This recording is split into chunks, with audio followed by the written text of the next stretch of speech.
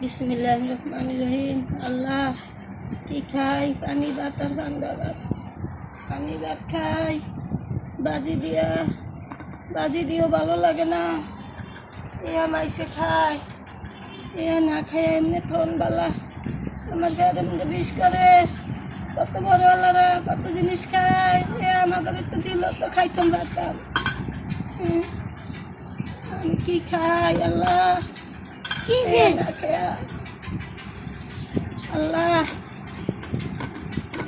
কত জায়গায় পড়ে রয়েছি, কোনো বড় লোকেরা জিগায় না তুমি খাইছো না না খাইছো।